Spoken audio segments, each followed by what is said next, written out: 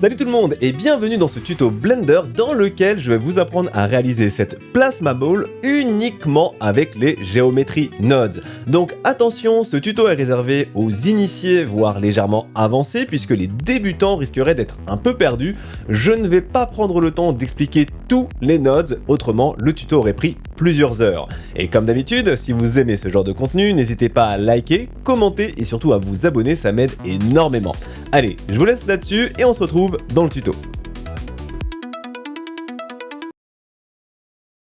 On va commencer par ajouter un plane que l'on va sobrement intituler GN Plasma Ball. On rajoute tout de suite un nouveau système de Geometry Nodes, on fait un peu de place, j'active le magnétisme, mais ça c'est pour moi.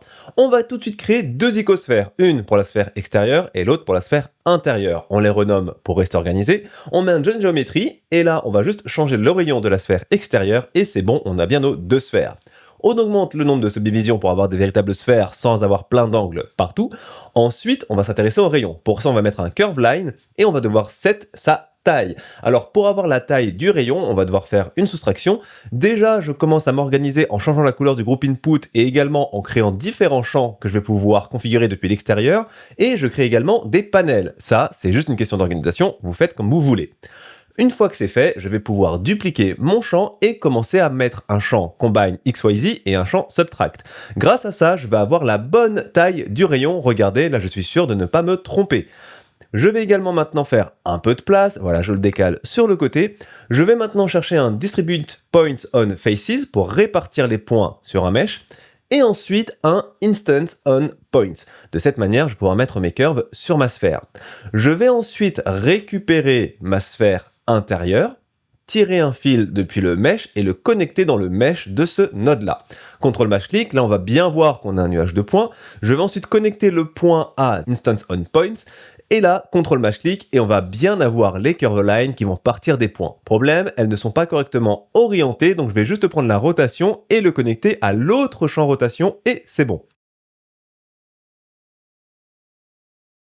À présent, il ne nous reste plus qu'à connecter la sortie à Join Geometry. On fait un CTRL Mash Click et regardez, on a bien nos deux sphères avec les rayons qui font la bonne taille. Parfait.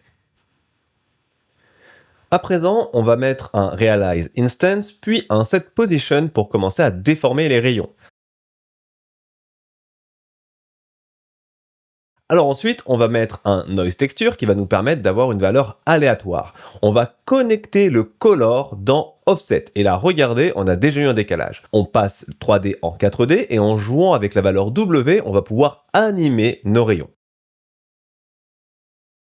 On va ensuite rajouter un Resample Curve car là on n'a pas assez de points sur notre curve. On peut en mettre 256 et là regardez, on a un véritable sac de nœuds, mais en jouant avec la scale, on est capable de récupérer un effet qui nous convient. Donc là vraiment mettez la valeur qui vous plaît le plus. On va ensuite rajouter un Send Time et connecter le second dans W. En lançant la lecture, on voit que maintenant nos rayons sont animés. Très bien, on va rajouter un node Multiply et grâce à la valeur, on va être en mesure de setter la puissance de cet effet. Je vais également mettre un autre multiply avec une random value de manière à avoir des déformations différentes pour chacun de mes rayons. Donc là, je vais mettre de 0,5 à 1,5 et regardez ce que ça donne. Là, on voit que ça part dans tous les sens, c'est normal, on bouge tous les points. On va rajouter un champ ID, puis un champ Evaluate on Domain, on le met sur Spline, puis on connecte le tout, et là, on s'assure que chaque curve est modifié en même temps, et pas les points individuellement. On fait un peu de place pour rester organisé. On peut dupliquer le groupe input et maintenant connecter certains champs que j'aimerais configurer depuis l'extérieur. Donc là, je les réorganise en panel encore une fois, mais ça, c'est vraiment à vous de voir. On peut réduire la densité pour voir si l'effet est correct. C'est plus facile à voir comme ça, en tout cas, je trouve. Une fois qu'on est satisfait de cet effet, on peut continuer.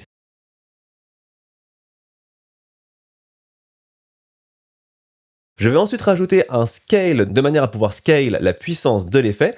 On va également mettre un float curve relié à un spline parameter de manière à avoir l'effet très prononcé au centre de la curve et beaucoup moins prononcé sur les extrémités. Regardez, de cette manière, on s'assure que les extrémités restent toujours à la bonne place. On peut ensuite jouer avec la scale du noise texture pour un peu adapter tout ça. On continue de connecter les champs à groupe input de manière à avoir le plus de configuration possible depuis l'extérieur. Donc quand je dis depuis l'extérieur, c'est depuis en fait le modifier. Vous allez voir, ce sera beaucoup plus pratique par la suite. On réorganise tout ça dans les panels si on veut et on va pouvoir continuer. On fait un peu de place, donc tout ça c'est pour rester le plus organisé possible. Vous allez bien comprendre pourquoi quand vous verrez le tout. À présent, on rajoute un Rotate Instances et très important, on décoche le Local Space. Grâce à ça, on va pouvoir faire des rotations autour de l'Inner Sphere. On va ensuite connecter un Voronoi Texture que l'on va passer en Smooth F1, puis connecter le Color dans un nouveau node Scale et connecter le Scale dans Rotation. Une fois que c'est fait, on va pouvoir passer le 3D en 4D et connecter un nouveau node Scene Time dans le W. Donc on connecte bien le second et pas le frame. Là, ça va beaucoup trop vite, donc on va rajouter un node Divide pour avoir un mouvement un peu plus lent. On va ensuite de nouveau connecter certains champs au groupe Input, toujours pour sortir la configuration de notre système. On les renomme correctement et on les place dans nos panels.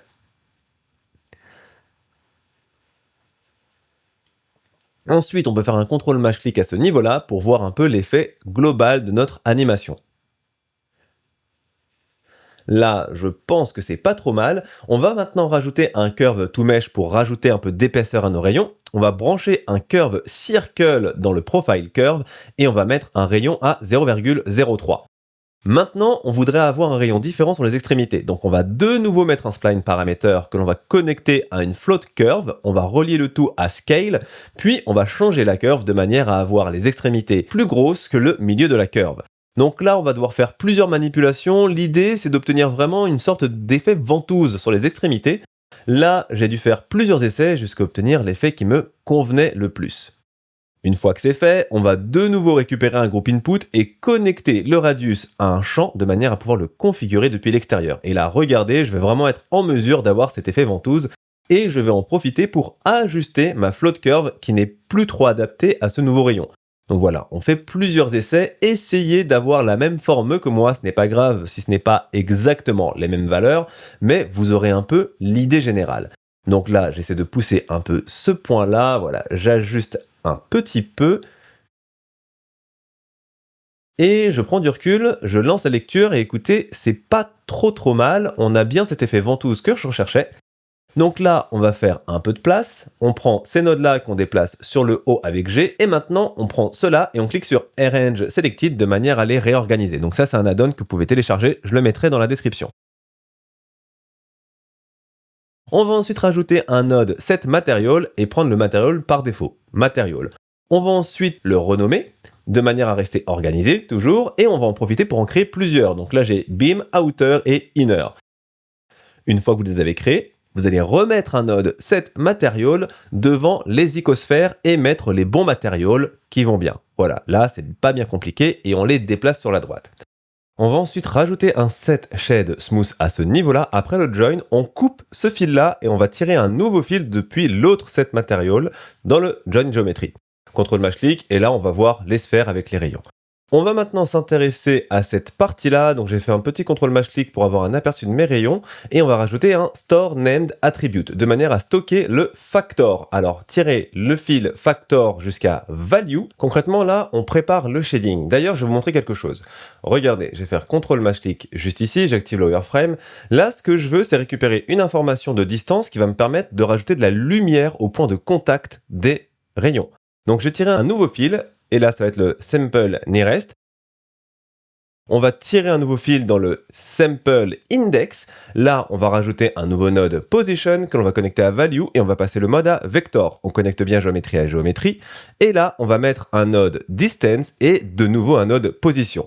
De cette manière, je vais récupérer la distance entre un rayon et la surface de la sphère. Je vais rajouter un store named attribute devant les deux fils, je rajoute le nom distance dans les deux, et il ne reste plus qu'à connecter le résultat de distance dans les deux nodes store named attribute. Alors là, je me suis trompé, mais vous inquiétez pas, je vais le corriger juste après. Voilà, ok, là c'est nickel. Donc là concrètement, j'ai bien récupéré les informations dont j'ai besoin, le factor et la distance pour pouvoir faire un beau shading. Maintenant, je vais rajouter un curve to points. Alors attention, il faut que le nombre de points soit égal, exactement égal au nombre de points définis ici. Pour être sûr de ne pas me tromper, je vais sortir cette valeur dans le groupe panel, je le renomme correctement, je le mets bien dans le panel qu'il faut, puis je vais tirer le fil depuis cette propriété. Là, je repositionne rapidement les nodes, je sélectionne tous ces nodes et je fais CTRL-G pour faire un groupe. Comme ça, j'ai juste un node à gérer. Je vais tout sélectionner et recliquer sur Arrange Selected pour avoir quelque chose de plus harmonieux. Je renomme le tout, donc là j'ai juste appuyé sur F et je lui donne une couleur, je vais appeler ça Beams pour les rayons. Je continue à faire un peu de place, je prends ce node, CTRL H pour le réduire, donc toujours on essaie de rester organisé, j'appuie sur Espace pour avoir un petit preview, c'est pas trop mal. Maintenant, ce que j'aimerais faire, c'est sortir le nombre de subdiv, parce que pour le moment, on a une densité assez élevée au niveau de l'icosphère. Je vais rajouter un is viewport et un switch. Ça va me permettre de mettre une subdiv différente pour le viewport et une différente pour le rendu. Alors, on connecte ça correctement. Je vais mettre 1 à true et 5 à false. Donc, false, ça correspond au rendu et true, ça correspond au viewport. Je le renomme tout de suite pour ne pas être perdu. Donc là, je vais mettre inner resolution viewport, que je vais mettre dans le panel inner, puis je le duplique et là je vais juste remplacer viewport par render et je connecte ça à false, puis le résultat à subdivisions. Et là regardez, je vais pouvoir avoir deux cases, une pour le rendu et une pour le viewport. Le but du jeu c'est de garder le viewport assez bas. Je fais exactement la même chose pour la sphère extérieure, donc là même process, je l'ai dupliqué comme ça on gagne un peu de temps. Et je vais connecter de nouveau le true à ce niveau-là, je le renomme tout de suite, donc Outer Viewport Resolution, je le mets dans le bon panel, je le duplique et je le renomme. Donc là on va juste changer le viewport par render, et je connecte ça à false. Puis le résultat, output à subdivision, je vais augmenter la subdivision même dans le viewport parce que j'aime quand même avoir une sphère qui ressemble à une sphère. Je resélectionne les nodes, CTRL H pour les réduire, je les repositionne, et je pense qu'on va pouvoir passer au shading.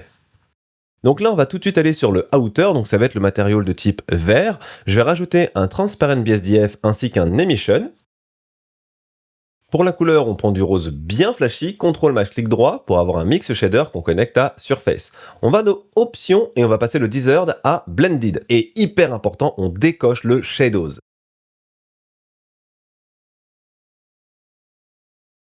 Ensuite, on va rajouter un Voronoi Texture qu'on va passer en Distance to Edge. On fait un peu de place, on connecte le distance à factor, puis on va mettre un color ramp entre les deux. On va ensuite rajouter un autre noise texture, on décoche le normalize et on connecte le color à vector. On va ensuite passer le 3D à 4D. Puis on va jouer avec les paramètres, donc là je vais baisser la scale de manière à avoir cet effet, et je fais la même chose sur le Voronoi texture. Je fais un peu de place. Je vais maintenant rajouter un node value, on va le tirer et le connecter à W, et dedans on va taper hashtag frame. De cette manière, on va avoir une animation. Ça va trop vite, donc on va rajouter un node divide, et on va mettre une valeur assez élevée comme 100, et là on voit que l'animation est bien plus lente, c'est parfait.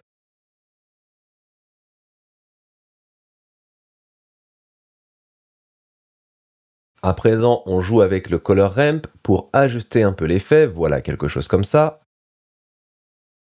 On va augmenter la strength, donc là on va la passer à 2 pour avoir quelque chose d'un peu plus prononcé. Je duplique le Transparent BSDF, je refais un CTRL clic droit pour ajouter un Mix Shader, et là on va rajouter un Layer Weight. On va connecter le facing dans Factor. Le but du jeu ici, c'est d'avoir le centre de la sphère transparent et la périphérie un peu plus opaque. On rajoute un Color Ramp, qu'on va ensuite passer en B-spline pour avoir une transition plus douce, et on va jouer avec le blend. Donc là, regardez, essayez d'avoir à peu près la même valeur que moi, et ensuite, on va pousser la tête noire vers la droite pour avoir vraiment le centre transparent. Donc voilà, on essaie d'avoir ce genre d'effet. C'est pas trop mal. Il ne nous reste plus qu'à rajouter un Add Shader à ce niveau-là et on va rajouter un Glossy Shader.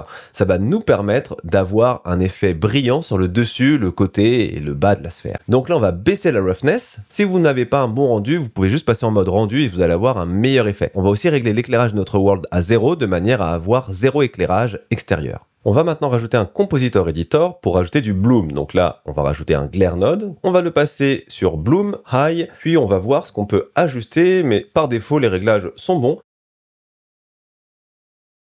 Je vais juste activer le always au niveau du shading pour voir le bloom. Si on augmente la puissance, on voit bien que le bloom est pris en compte très bien.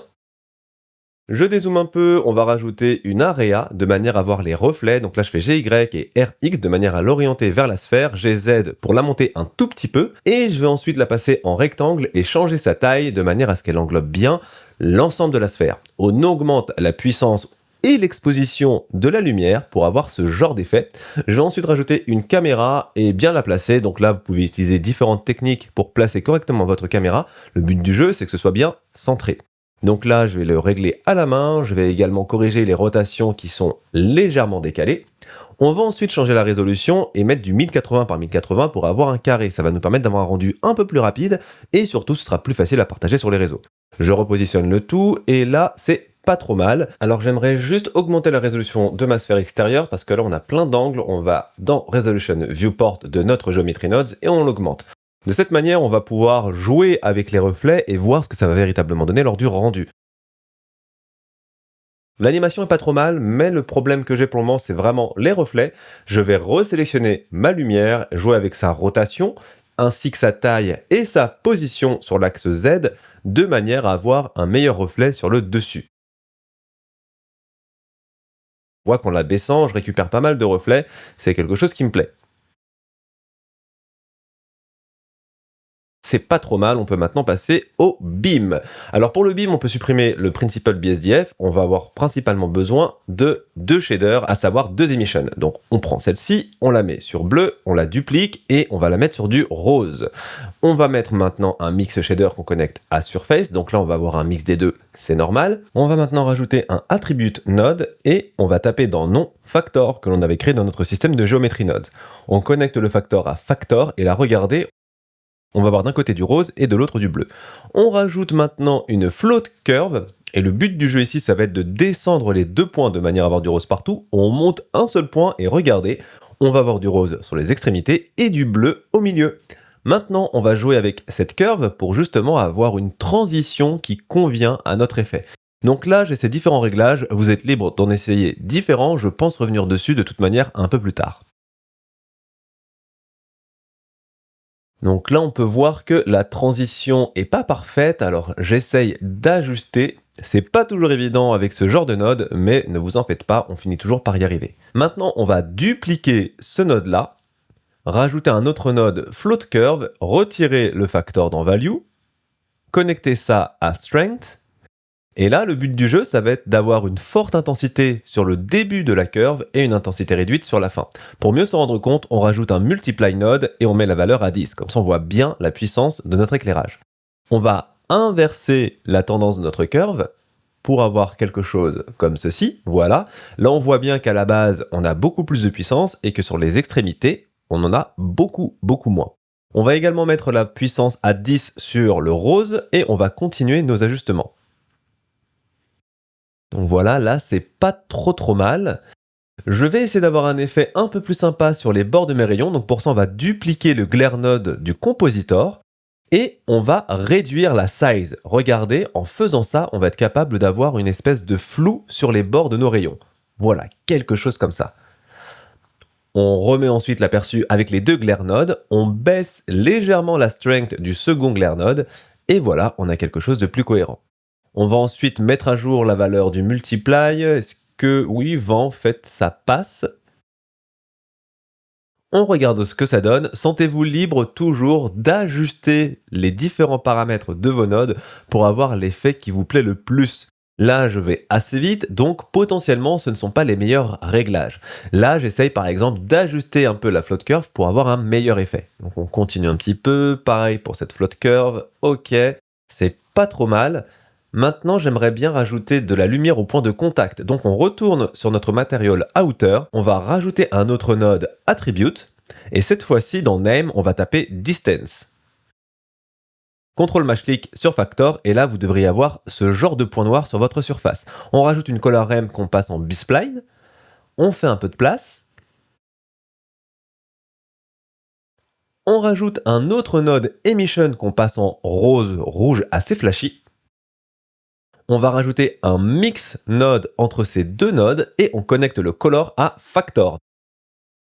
CTRL-clic sur le Add Shader et là, regardez, on va voir des petits points plus clairs qui vont apparaître sur la surface. Vous pouvez augmenter la strength pour bien les voir. Ensuite, en jouant avec les têtes de notre color ramp, on va être en mesure de réduire leur taille. Je baisse également l'intensité pour avoir quelque chose comme ça. Rappelez-vous que sur le rendu final, on va avoir beaucoup de rayons, donc on évite d'avoir un effet trop prononcé. Là, je fais un premier rendu, je vois ce que ça donne, c'est pas trop mal. Si le rendu a pris beaucoup trop de temps, pensez à vérifier la case Shadows juste ici. Il faut absolument l'avoir décoché, autrement Blender va essayer de calculer les shadows et ça va prendre beaucoup plus de temps. On revient sur le Material Outer, on va réarranger tous nos nodes, puis on va tous les prendre, faire CTRL-C, on va sur Inner, on supprime tout, et là on fait CTRL-V. Vous voyez, le Inner Material va être très simple. On va également augmenter la résolution de la sphère intérieure pour voir un meilleur aperçu. On va ensuite dupliquer le node Emission, supprimer les nodes Transparent, et on va connecter le Emission à la place. On va ensuite supprimer le deuxième node Transparent BSDF. Pour le node Emission qu'on a dupliqué, on va assombrir la couleur pour avoir quelque chose comme ça.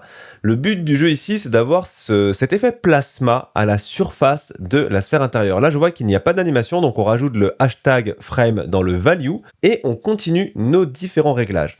Donc là, on essaie vraiment d'avoir des jolis traits, on va dire, qui ne sont pas trop bien défini. On essaie d'avoir quelque chose d'un peu flou. Donc on joue avec les différents sliders de nos différents noise textures pour avoir cet effet-là. Donc là, on voit que j'essaye de trouver le sweet spot. Donc là, on n'hésite pas à jouer aussi avec la color ramp, très important. Je regarde du côté de l'émission, je vais augmenter la puissance de l'émission.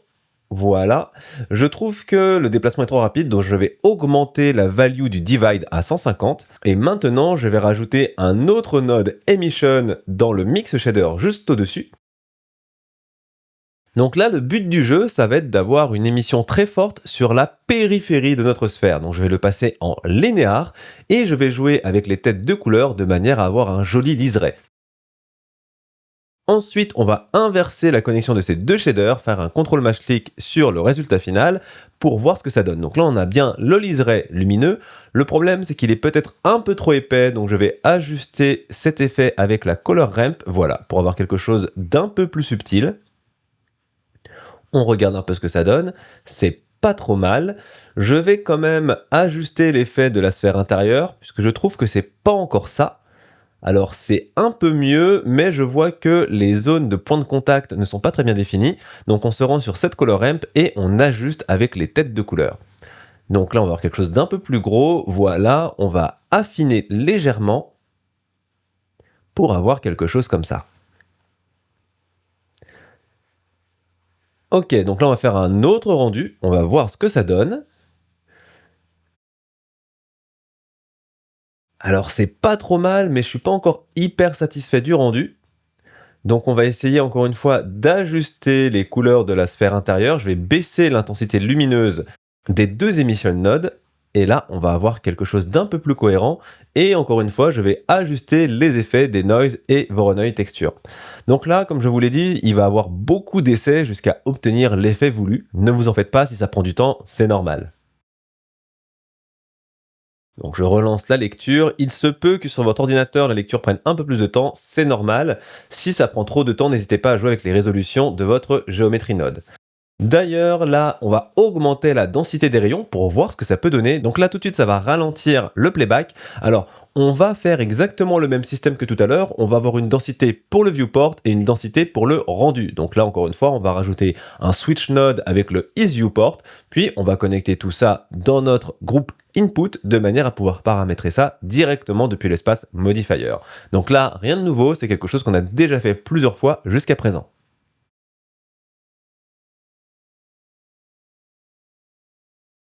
On n'oublie pas bien sûr de les mettre dans les bons panels. Donc là, la density, je vais la mettre un peu plus basse pour le viewport et un peu plus haute pour le rendu. On fait F12 et là, on voit bien qu'au rendu, on a beaucoup plus de rayons, on se rapproche un peu plus de l'effet d'une plasma ball. À présent, tout ce qu'il reste à faire, c'est juste de tester différents réglages afin d'obtenir l'effet le plus beau possible. Là, par exemple, je vais m'amuser à augmenter le rayon des beams. On peut également changer le profil des curves, on peut changer la vitesse de déplacement des noise textures, que ce soit au niveau du shading ou bien au niveau du système de Geometry Nodes. Enfin bref, là, on peut vraiment tester beaucoup de choses. Je vais vous laisser maintenant avec le résultat final sur lequel j'ai appliqué différentes petites modifications, mais concrètement, vous avez déjà tout ce qu'il faut. J'espère que ce tutoriel vous aura plu, n'hésitez pas à me poser en commentaire toutes les questions que vous auriez, ça me ferait plaisir d'y répondre, et d'ici la prochaine vidéo, portez-vous bien et à bientôt. Ciao!